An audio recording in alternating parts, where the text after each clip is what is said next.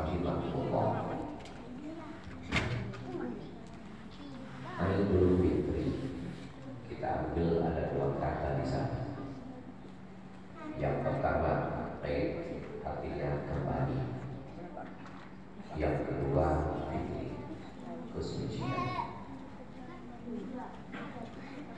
Kaum muslimin rahimahullah.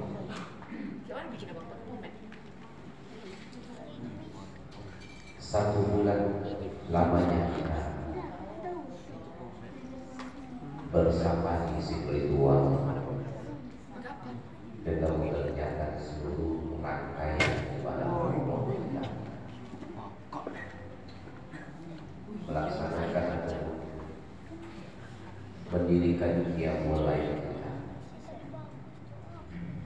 kita membasuh hawa nafsu, kita mengendalikan hawa nafsu syahwat,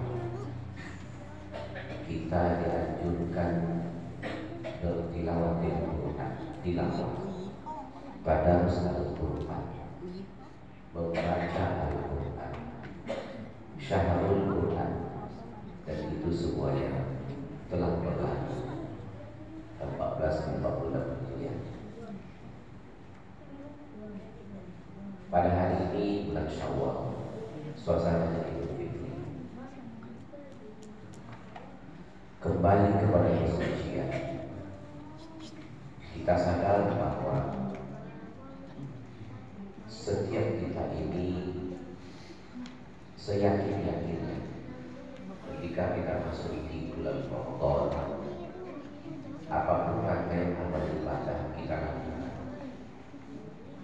apakah lagi ditambah di akhir Ramadan kita kemarin ada yang melaksanakan itikaf,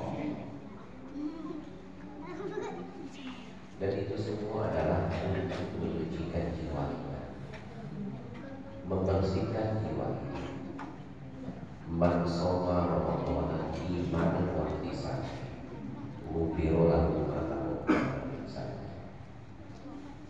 Maka pertama min inilah garis yang harus kita garis bawahi, bahwasanya dosa-dosa kita yang kita telah berbuat di masa yang lalu, kita yakin itu sebenarnya sudah dihapus oleh Allah Subhanahu wa Ta'ala. Pada hari ini adalah minggu ini adalah minggu penyucian. Pertanyaannya adalah, akankah kita memulai kembali? Akankah kita ini membuat dosa kembali? Akankah menyinggung perasaan orang lain? Apakah kita tidak bisa dikendalikan dengan madrasah Ramadan kita kemarin, pendidikannya? Tentu ini terulang kepada kita. Kaum muslimin sedang rahimahullah. Ada langkah yang kedua yang diberikan oleh Allah kepada kita. Apa sih yang membuat kita suci ketika kita berhasil mengendalikan satu bulan Ramadan? Tentu kita seperti bayi yang dilahirkan, tidak ada dosa sama sekali. Kalau kita yakin, yakin. Lalu apa yang kita lakukan? Itu selanjutnya dianjurkan oleh baginda Rasulullah SAW. Man shoma Ramadan tsumma atba'ahu sittan kayaumil mustaqim kun. Barang siapa yang berpuasa di bulan Ramadan, tsumma atba'ahu sittan, ditambah lagi dalam hari di bulan Syawal ini, sama sepertinya dia berpuasa 1 tahun sepanjang tahun. Kaum muslimin sekalian rahimahullah. Mengapa Nabi Muhammad menganjurkan kita untuk melaksanakan ini di bulan Syawal? Supaya ibadah Ramadan kita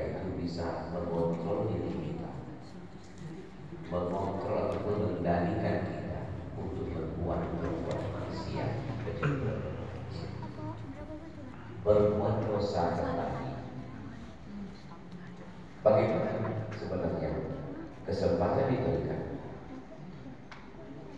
di bulan Syawal ini? Kita dianjurkan untuk puas baru, saling memaafkan. Di bulan suci Ramadan kemarin kita dianjurkan ibadah-ibadah malko.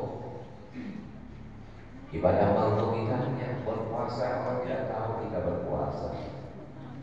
Orang tidak akan tahu kita kerahasiaan yang kita simpan untuk pribadi kita. Hanya Allah dan malaikat yang mengetahui. Makanya pahala puasa itu hanya Allah yang langsung memberikan ganjaran. Mana yang tersirat itu sebenarnya mengiring kita untuk mengendalikan diri di tahun-tahun yang akan datang. Itulah sebabnya kita dilatih kemarin 1 bulan, kemudian tambah lagi nanti di hari-hari bulan Syawal ini, di bulan Zulqa'dah, Zulhijjah, dan bulan Syawal sampai nanti bulan Rajab bersama. Setidak-tidaknya kita sudah terbiasa berpuasa. Kenapa Rasulullah SAW mengajarkan kita itu puasa sunnah?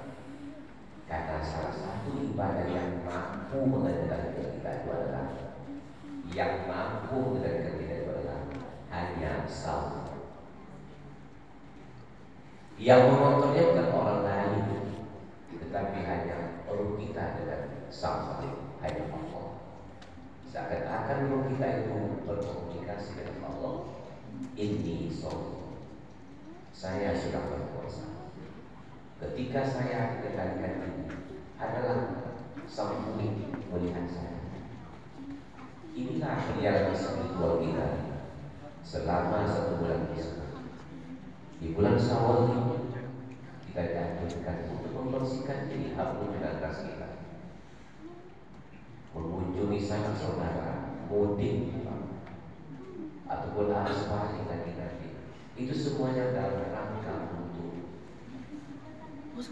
minta permohonan maaf sesama saudara-saudara kita, baik itu jiran tetangga, terutama yang berdekatan rumah dengan kita, walaupun itu tidak ada pertanyaan darah kita.